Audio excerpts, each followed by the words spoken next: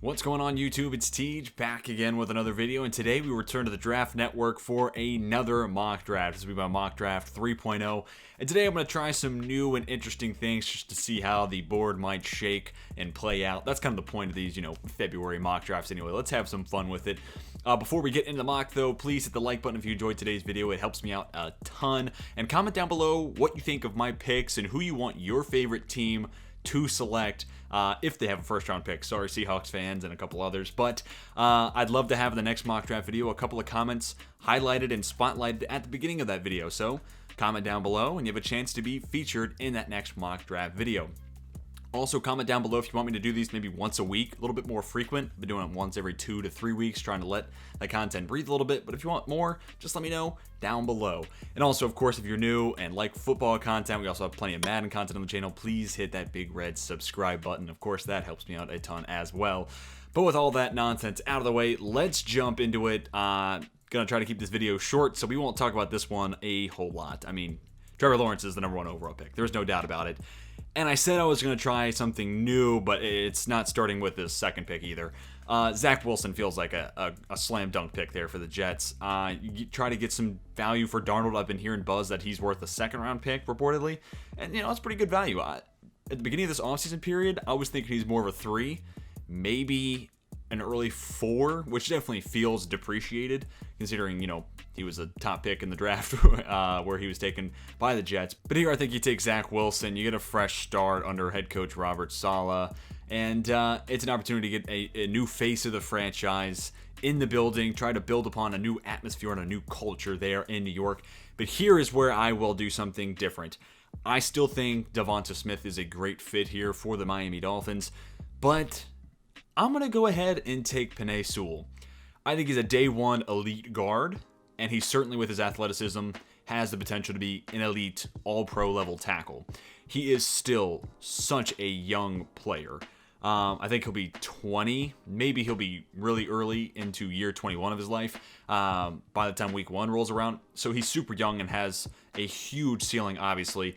And it gives the Dolphins some flexibility. I'd either play him at guard and have an elite level player there, and you keep Robert Hunt at right tackle, or what I think I would do and lean towards, you play Penei Sewell at right tackle and have him be the blind side protector to Tua Tagovailoa, and you try to set that up for the future, those two players moving forward, franchise QB, franchise tackle. And I mean, you gotta love the upside here with Sewell. He still is not technically refined. I think Rashawn Slater, there's a lot of buzz around him as well, and rightfully so. Slater is more prepared right now as of today, but Rashawn Slater is coming off his senior year, while Sewell just opted out of a year, which I think would have been his junior season. If I'm wrong, let me know. But, Rashawn Slater should be further along in the process and more developed. Sewell, though, just has some things you can't teach. And I mentioned in my last video, if you missed that rebuild of the Denver Broncos, definitely check it out. I'm biased to people who have talent that can't be coached or taught or given. It's just natural. And Penei Sewell has all of that. So if the Dolphins go with Sewell here, it makes a ton of sense. So let's give him Sewell here. Let's change things up. And you know what? I'll go ahead and make a change here. Trey Lance. He's getting a ton of buzz, and I've seen some people have him as high as QB2. I mean, QB2 through even 5 now. Honestly, Mac Jones is really rising up boards as well, and we'll talk about him very shortly. But definitely 2 through 4. You can make, as long as you have an argument based around your opinion, I can respect it. If you say Trey Lance is QB2 and you give me a thoughtful response for why, I can buy into it. If you tell me Justin Fields is QB2, if you have good rationale and reasoning, I could buy into it. And same thing, I have Zach Wilson at QB2 for my reasons. But I think I still have Fields at QB3, but Lance is getting so much buzz. And if you're Atlanta, you're already paying Matt Ryan, and maybe his contract makes it so you can't trade him right now. So maybe it's an opportunistic fit here. You let Lance sit for a year. His big knock was that he played at the FCS level, only played 1 game this past year. So let him sit for a year, learn behind a very talented, had a good career in a QB like Matt Ryan, and just let Lance learn. Get adjusted to the speed of the game at the NFL level.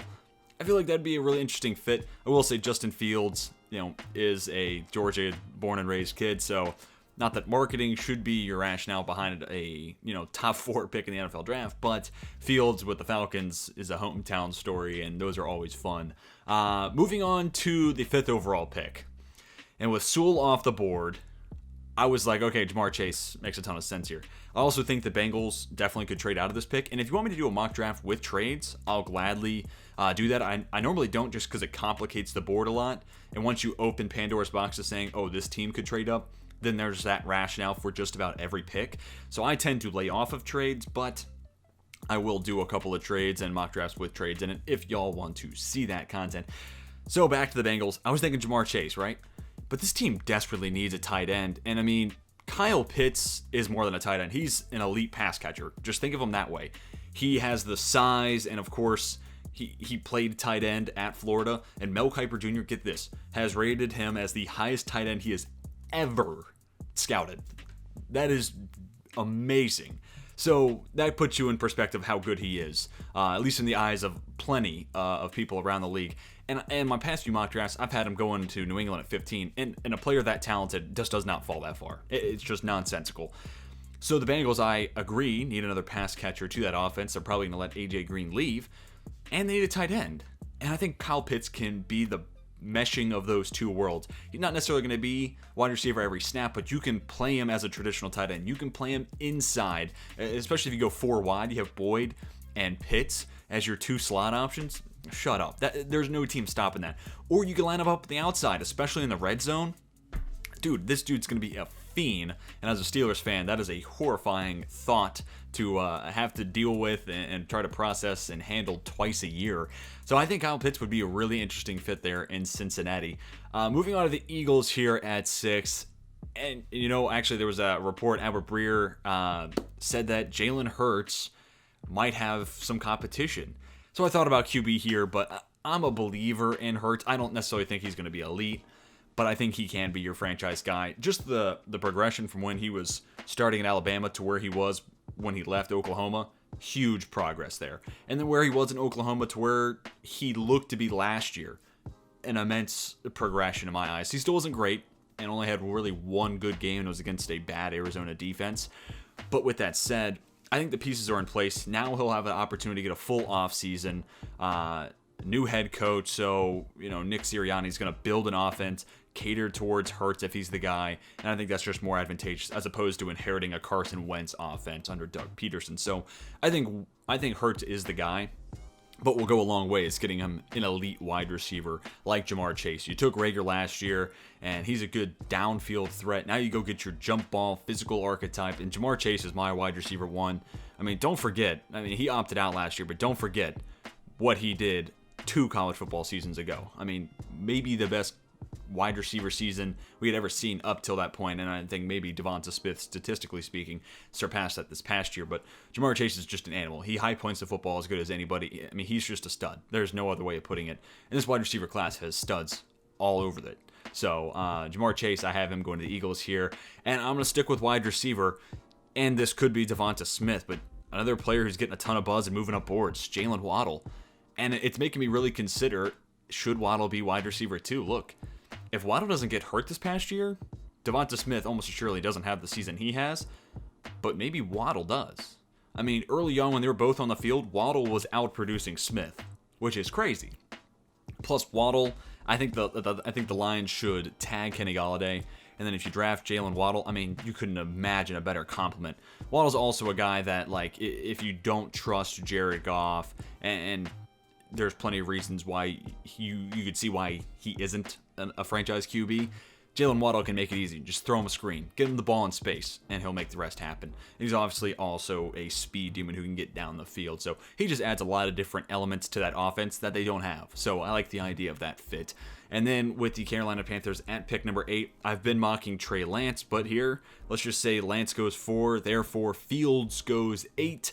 A lot of the talk lately has been that he can't make multiple reads. And I mean, you can certainly find tape where he forces throws, but you could do that with any player. That's the problem with, like, evaluating tape on, like, TikTok, which, by the way, follow me on TikTok if you don't already. But nonetheless, it's easy to cherry pick certain highlights to try to prove a point. What I saw from Fields this past year was inconsistency. That was my big thing. And I do think sometimes he sticks on reads a little too long, or I really should say he holds on to the number one receiver and doesn't look anywhere else. And that is alarming. But, I mean, all these QBs have to get better in some areas. Like, all of them. Maybe outside of Lawrence. But even Lawrence, I think, has places he can get better. Fields' decision-making and becoming a more consistent player, two hard things to get better at, but that'll be the focus if he ends up in Carolina for head coach Matt Rule and OC Joe Brady. And, I mean, he could be in a position where he can learn behind Teddy Bridgewater, who I think is a good decision-maker. So, I mean, the fit there, mentorship-wise, makes a ton of sense. And then Fields can be the guy moving forward. You get rid of Teddy Bridgewater after this upcoming year, no penalty, boom. Matt Rule has his QB of the future, and the Panthers then have the only young QB in the division really moving forward because Breeze hasn't retired yet, but we expect that to happen. Brady's getting old, and Matt Ryan, 36 years old. So gives the Panthers an advantageous position moving forward in that division. Moving on to the Denver Broncos, I'm going to give them Caleb Farley here. Maybe the best player available. I really do like Patrick Surtain. But Farley, I will say, gives you an athletic upside that Surtain doesn't. Surtain is a good athlete. I mean, if you're going to be a top 10 pick, here, we'll go ahead and spoil it. Patrick Surtain is going to be the 10th overall pick here to the Cowboys in this mock. If you're a top 10 pick in the NFL draft, you're a good athlete. Like, this is coming from me. Obviously, he's a better athlete than me. But Farley just has a little bit better size, and he will run a faster 40. So, because of that, I think Denver can pair Farley with Michael Ojemudia on the outside, Bryce Callahan in the slot. And then next thing you know, that defense looks really nasty. They could go Micah Parsons here, who has been falling on a lot of people's boards. But maybe they keep Josie Jewell around, Alexander Johnson. Maybe they keep Von Miller. Depends on his off-the-field issues and how those play out. But nonetheless, I think Farley can fill a bigger need right now. Plus, there are concerns with Parsons' game, which we'll get into a little later on. And then Surtain for the Cowboys. That could be easily Rashawn Slater. They have holes across the offensive line. Slater could be your day one left guard, or he could be the left tackle, of the future to replace Tyron Smith. Maybe Lyle Collins doesn't work out at right tackle. I mean, there's an abundance of options, and that's the advantage of Rashawn Slater. But I think you get Surtain, you pair him up with Diggs on the outside, and maybe you let Chidobe Awuzie walk. You roll with Jordan Lewis and Anthony Brown in the nickel.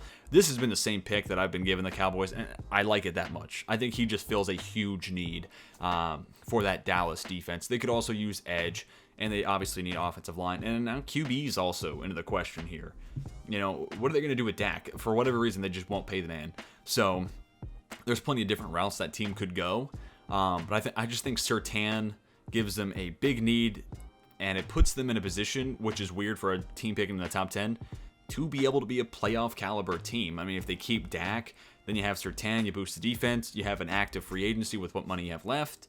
Next thing you know, that team could really field a solid roster and potentially win that division. The NFC East, anything's possible, honestly. Speaking of the NFC East, we're sticking with it with the New York Giants, and then here's where I see Devonta Smith going. This is a team that needs a good separator. I like Sterling Shepard more so in the slot, and Darius Slayton's a good downfield threat, and then Devonta Smith could just be whatever you need him to be. He could be your inside guy. He could work outside. The knock on him is his frame, but honestly, if the biggest thing you can take away from his game as a weakness is that he's 175 pounds instead of, 200? Whatever. You're reaching. Like he could add muscle, but I mean, he is explosive. He has the athletic ability, great hands, superb route runner, and the tape's there. I will buy into the tape any day of the week. So I love Devonta Smith, and I think that gives the Giants another weapon, allows you to cut Golden Tate, which frees up, I think, almost $7 million in cap room, which allows them to hopefully, if you're a Giants fan, bring back Leonard Williams, who is their big marquee free agent this offseason, at least when it comes to bringing back your own guys. So I think Smith, it makes a ton of sense here. On to the 12th overall pick, and this is different, and this is a debate and an argument I would like to have with just about anybody. Hopefully not an argument, a civil discussion. I'm going to go Mac Jones. The knock on Mac Jones is that he played in a great scheme under OC Steve Sarkisian, and he had all the weapons he could ask for around him. Najee Harris, Jalen Waddle when he was on the field, Devonta Smith, of course, the Heisman Trophy winner. Great offensive line. You play for the best team in football, right? Like, that is a valid red flag to have when you look at Mac Jones. Is it him or is it the team? But, I mean, look at the San Francisco team. They have maybe the best play-calling head coach in the NFL, maybe, in Kyle Shanahan. Like, his scheme is just insane. He makes any running back look good. And on that point, it's one of the best rushing attacks no matter who's in the backfield. But especially when they have Raheem Mostert back there. That rushing attack is insane. Then you look at some good wide receivers, Deebo Samuel, Brandon Ayuk, I think do a lot of the same thing, and I think that's still a position they can get better at, but nonetheless, there's talent there. And it fits what Kyle Shanahan wants to do. And if you draft Mac Jones, you move on from Jimmy Garoppolo via trade or release, and it frees up $23 million in cap room. Use that money to be active in free agency, bring back Trent Williams, sign a corner or two. Next year you get Nick Bosa back and healthy, among a number of plenty of injuries they had to deal with last year. That's the reason they're picking at number 12 overall. And I think Mac Jones could go from beneficiary of a great scheme at the college level to doing the exact same thing at the NFL level, and he's getting a ton of praise as being a great leader. That was the buzzword around Mac Jones coming out of the Senior Bowl and the week of practice leading up to it, is he's a leader. He knows how to rally the troops, metaphorically speaking, and have everybody playing at their best level. And you know what? I think from a perspective of just going from the best possible situation a QB can be in at the college level, maybe San Francisco is the exact same thing if you're really not that good, but you want to benefit from a great defense, an awesome running game, and a very creative play calling coach, and then also good weapons on the outside. I didn't even mention George Kittle. And that even just bolsters my point even more. The second best tight end in football plays for the 49ers. So I really am intrigued by the idea of Mac Jones playing in San Francisco and the 49ers moving on from Jimmy Garoppolo. And then I think if that were the case, then the New England Patriots become a likely destination for Jimmy G. Moving on to the LA Chargers at 13. No change here. Rashawn Slater, he's just exactly what this team could use. He could be a franchise-level left tackle. I mean, you've heard it said multiple times, but 2 seasons ago, Rashawn Slater was the person to fare the best against Chase Young in the monster season he had at Ohio State. And he put it up, and he's put up nothing since then to make you think that was a fluke. He's just been nothing but stellar. And he has good flexibility. People have said he could be an elite level center. We're talking about someone who played left tackle. That just speaks to the versatility he has. And, I think there's needs across the board for this Chargers team.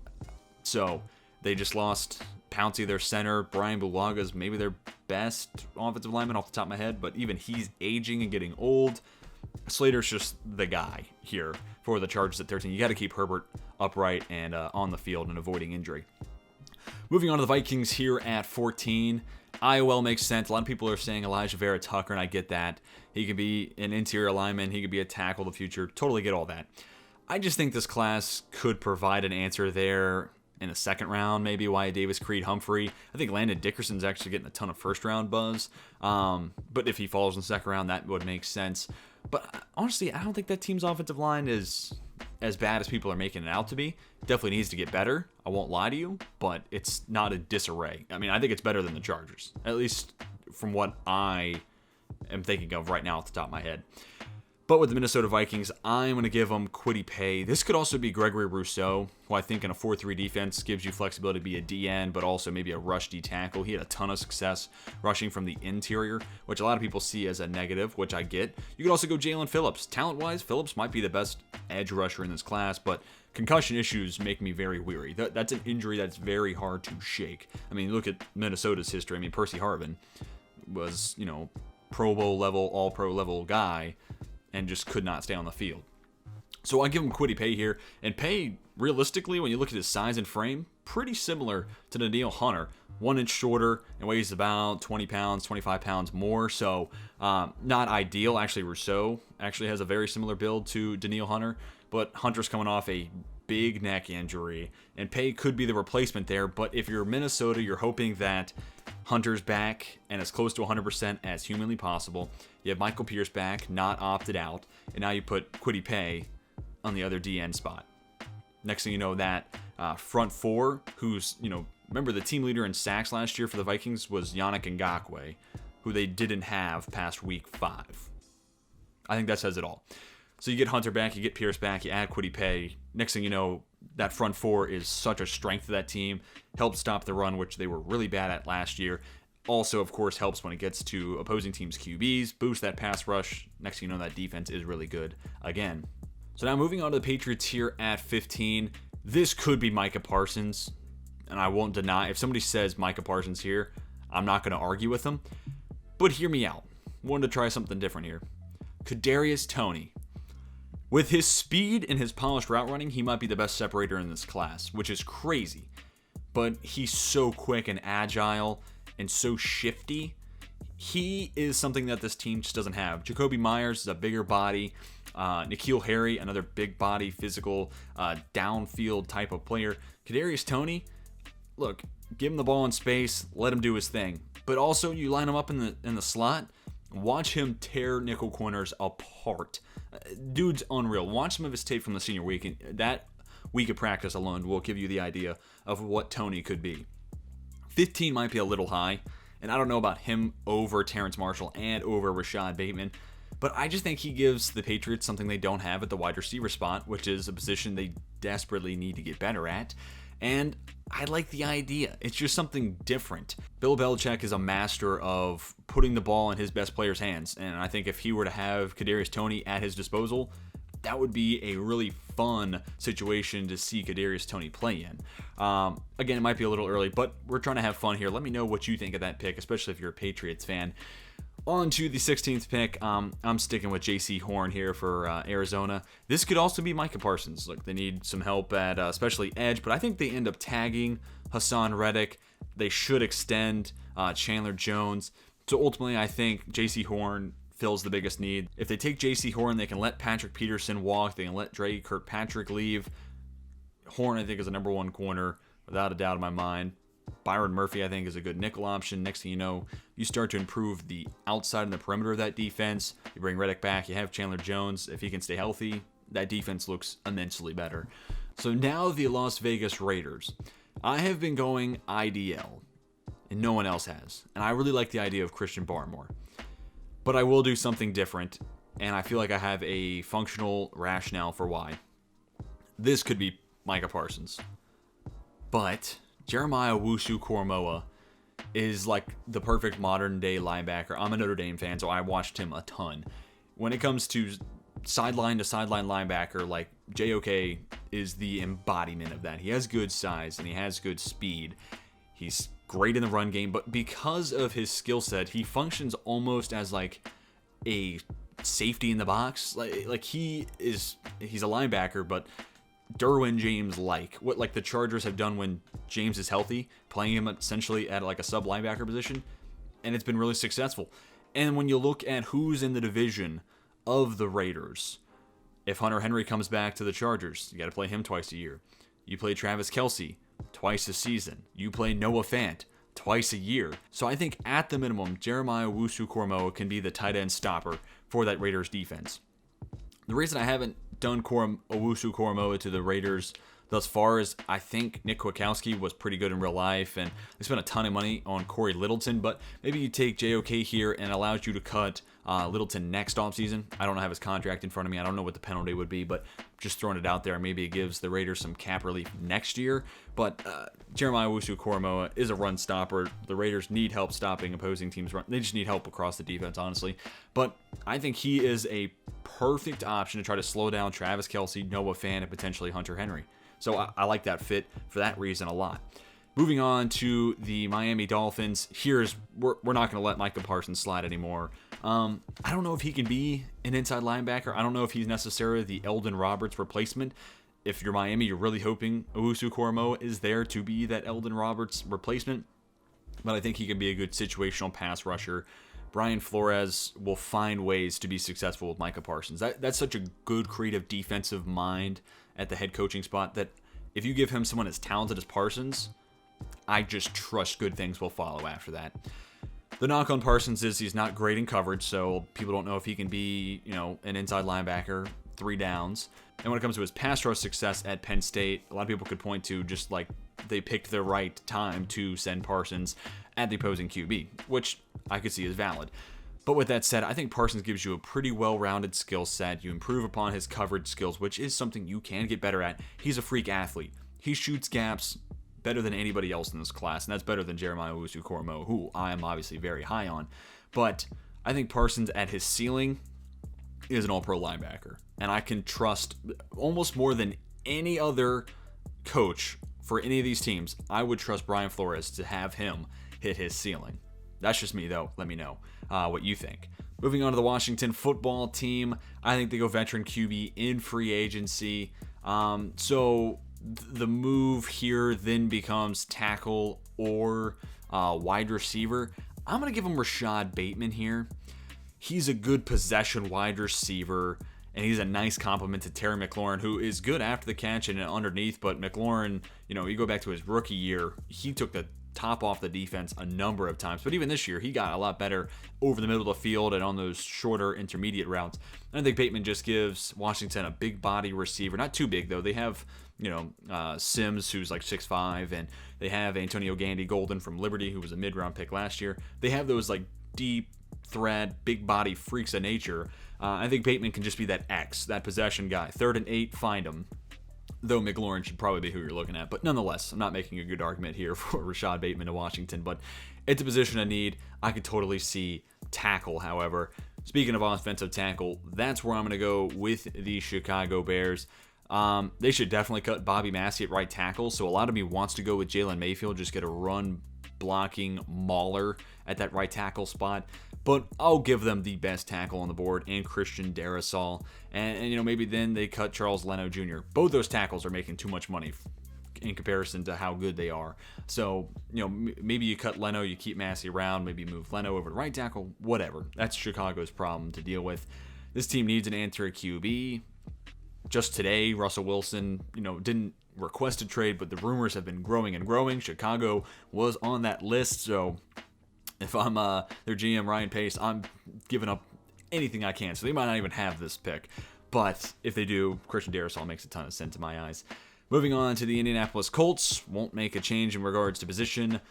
Sam Cosmi is a plug-and-play starting left tackle. Anthony Costanzo retired. Obviously, this is a huge need. You get Carson Wentz from Philadelphia. Now let's keep him upright. And I think Cosmi fills that need big time. Don't need to talk about it a whole lot.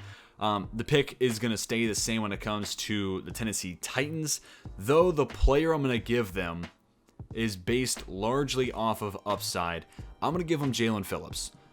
Phillips has everything you would want out of an edge, good size, and he has good versatility. I agree with the Draft Network. I think he could be a 4-3 DN, 3-4 outside linebacker. I think he gives you that flexibility. I think he could do both.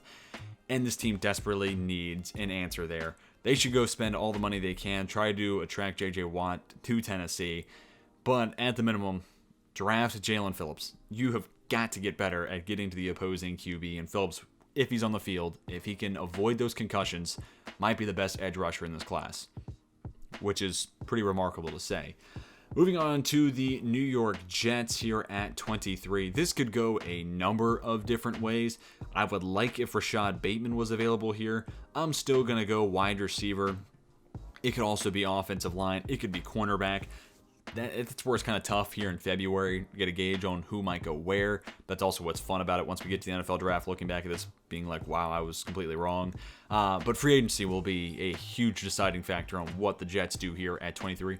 It could be offensive line, like I said. It could be wide receiver. It could be linebacker. It could be corner. I mean, really, the needs are plentiful for New York. But I think you draft Zach Wilson, then you get him a weapon in Terrence Marshall. They'll probably cut Jamison Crowder despite him still being good. But then you have Marshall and Mims, two good young players. You also have Brashad Perriman still around. I don't know his cap number. Maybe they cut him instead of Crowder. I don't know. Not my problem, not my headache to have. But I like Marshall a lot. He's really smooth to watch on tape. On to my favorite team, the Pittsburgh Steelers. With Marquise Pouncey retiring, I could see the need to go IOL here. And Mel Kiper, for instance, mocked Landon Dickerson here with the 24th pick. Again, I just think I think IOL you can wait. And I mean, maybe there's already an answer on the roster. It depends, again, on how free agency plays out. We could tag Alejandro Villanueva, and if we do that, then we probably don't need to go tackle, but I'm going to give him Liam Eichenberg. Of these 4 or 5, if you want to count Leatherwood, I think Leatherwood's a first-round tackle. This is a really good tackle class in general. I think Liam Eichenberg's the best pass blocker, the most ready day one. Again, like I said earlier, I'm a Notre Dame fan, so this might be biased. But him, Dylan Radunz, I think, or Radunz, are both ready to go day one. Jalen Mayfield, like I said, is a run-blocking mauler. And Tevin Jenkins, a lot of the same could be said there. I think Mayfield and Jenkins are more projects, though, at that position. Eichenberg, I think, is plug-and-play, ready to go. I think the Steelers would bring back Zach Banner. He'll be at right tackle. Maybe you let Villanueva walk. Again, it depends on how much he's looking for. I don't think he played very well last year. So with that said, if he wants to come back for cheap, okay. Maybe the Steelers go Najee Harris here, and I would love that. But if you don't break Villanueva, you got to get a left tackle, especially if you're going to run it back with Ben Roethlisberger. He's not mobile. You got to keep him upright, and we don't have an answer behind him, really. Mason Rudolph got better. Dwayne Haskins is now in the QB room, but a bunch of question marks around the QB position. So I think Eichenberg makes a ton of sense for the Steelers. But again, we'll see how free agency plays out. Here with the Jacksonville Jaguars, and this has been the biggest headache I've had, really, which is so weird. You would think it'd be earlier, but the 25th overall pick is one that's really stumped me. This team probably doesn't bring back Cam Robinson, so I want to give him a tackle, but a lot of people have been mocking Trevon Moehrig, and I get that. I mean, best safety in the class. Maybe, Draft Network says Richie Grant, who had a great Senior Bowl, but I still think Trevon Moehrig is the best guy on the board. Javon Holland's a stud, too. Don't sleep. Holland is nasty. But I think I'd be crazy if I didn't go tackle here. We'll give them Tevin Jenkins. He's climbing up boards. And then you let Robinson walk, and you have a tackle to protect your number 1 overall pick in Trevor Lawrence. Plus, this team has so much cap room. Like, when it comes to safety, go get Justin Simmons. Just, give him all the money he could want. You're not going to have to worry about paying a QB for 5 years now that you have Lawrence. Go sign Justin Simmons to an obnoxiously large 5-year deal and solve that situation there, then go tackle here at 25. On to the Cleveland Browns at 26. I think edge has got to be the pick here, and I think Gregory Rousseau gives them what they want out of a 4-3 D end.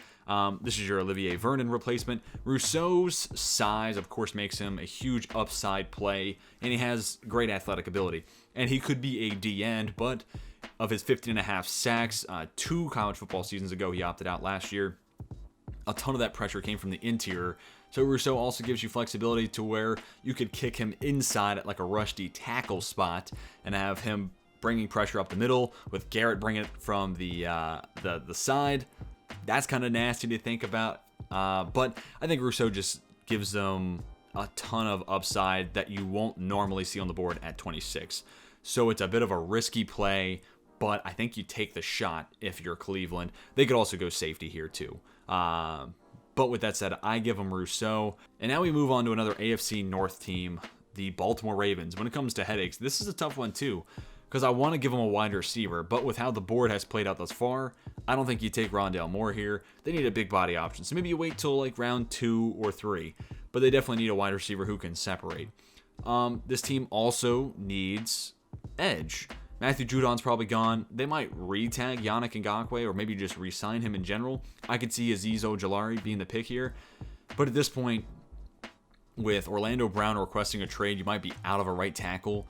They already needed a right guard bad. Ever since Marshall Yanda retired, that has been a crippling spot on that O-line. And I think Elijah Vera Tucker makes a ton of sense here. He could be your day one starting right guard, and he's got good tape of tackles. So maybe if you trade Orlando Brown, depending on what you get for him, Tucker just slides over to tackle and fills that need for you. But the needs across the offensive line are just huge now. And the best strength this team has is running the football. That's what makes them an elite team. And if you don't address the offensive line, you then lose your best strength. And in a lot of ways, their only strength. They're weak on the edge, and then their cornerback play. I'll say that. Their only strength on offense, as of right now. If you don't address the offensive line, you cripple and weaken your best and maybe only strength on the offensive side of the ball. So I think you got to go Elijah Vera Tucker. For the New Orleans Saints, I'm going to go edge. I've seen Christian Barmore go here in other people's mocks. There's no QB I'd take here. Maybe they go wide receiver depending on the board plays out. Allows you to trade Michael Thomas. Those rumors are swelling. This offseason is just kind of crazy in general. But someone who's getting a ton of hype as of right now is Joe Tryon. I haven't finished watching tape on him yet, but what I have seen is flexibility. I think he's somebody who can fit into a lot of different schemes, and I think that fits what the Saints want to do. And I think Tryon makes a ton of sense. They're probably not bringing back Trey Hendrickson, so you need to fill that void. Hendrickson gave you a ton of production, and you need to fill that void any way you can. You do still have Davenport, and of course you have Cam Jordan, so maybe edge isn't that big of a need. Maybe you go corner with Eli Apple as a free agent. Maybe you go IDL. Maybe you go offensive line. That's a tough team to read here as well. So now with the Green Bay Packers at pick number 29, I'd love to give them a wide receiver. That's a position they need to address. MVS and Alan Lazard are both free agents. Actually, I think Lazard is, and MVS is still around for one more year. But nonetheless, don't let this ranking fool you. Elijah Moore is higher than 93rd best player in this draft. That guy's a stud, and he'd be a really nice compliment to Davante Adams and Marquez Valdes-Scantling. But they do have a need across the offensive line. So I like the idea of taking Jalen Mayfield here. You have Mayfield take over at right tackle, and that allows you to move Billy Turner back inside to guard. Or, depending on how Corey Linsley's free agent status plays out, maybe he doesn't come back. Maybe you've Elton Jenkins to center. I don't know. That could get a little murky. But if you bring Lindsey back, they have their left guard, whose name is escaping me. I apologize. I am a bum for that. But he's a free agent. You move Turner back inside where he started his career. Once Bakhtiari's healthy, you have a really nice offensive line in front of Aaron Rodgers, which it's not a wide receiver, but I think he will appreciate the protection. The Buffalo Bills at pick number 30. This is just a steal when it comes to value. Zaven Collins. Collins might be the pick here to the Saints at 28 now that I look at it. But nonetheless, I think Tryon fits that need as well. But Collins, they need linebacker help. Matt Milano's probably not coming back. He'll likely command a pretty strong market. So I think you go Collins here. Get some help for Tremaine Edmonds when it comes to stopping the run. But he also can be a good situational pass rusher, which, along with cornerbacks, you can never have enough quality pass rushers on a team. For the Kansas City Chiefs here at pick number 31, there's not a lot of great wide receiver options I like for that team. Maybe they just try to sign Sammy Watkins, bring him back, or maybe it's the opportunity for Mecole Hardman to really stand out and prove he can be a starting caliber wide receiver in the NFL. You could also go linebacker. I would not hate the idea of Nick Bolton here. Super speedy, good range, a thumper up the middle. Team could definitely use that. But I think I am going to try to address the interior offensive line, but also Eric Fisher is almost certain going to miss all of next year with his torn Achilles. If he comes back, it'll be in the playoffs, if that timetable adds up. Maybe very late regular season. So the idea of Alex Leatherwood is tempting here. Maybe you play him at tackle, and also they have Mitchell Schwartz as a free agent, or they could cut him, they could trade him. Mitchell Schwartz has been someone who's been floated around since he has such a big cap number as a potential cap casualty or someone that the Chiefs might move on from.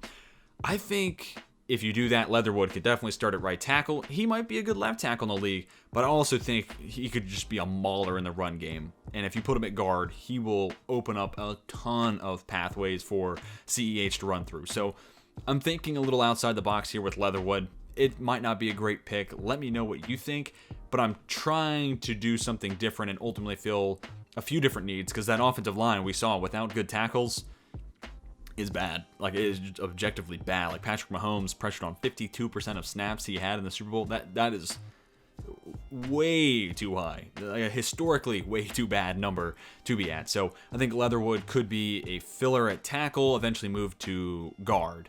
But we'll see. And moving on to the Tampa Bay Buccaneers for the final pick. Edge makes a ton of sense. I'll give an honorable mention to Azeez Ojulari. I think they bring back Shaq Barrett, and they have JPP for one more year. And I love the idea of Christian Barmore playing next to Vita Vea.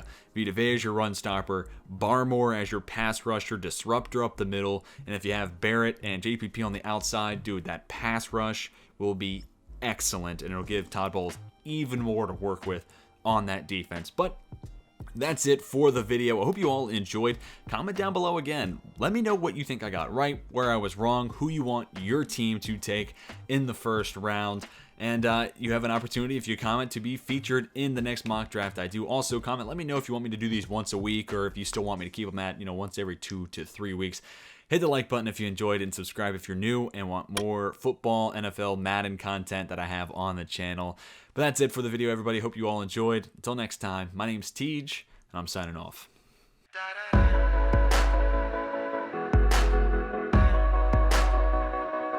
I'm part of the last generation that remembers Tamagotchis, roller ring and hockey playing, hanging with the Cosbys.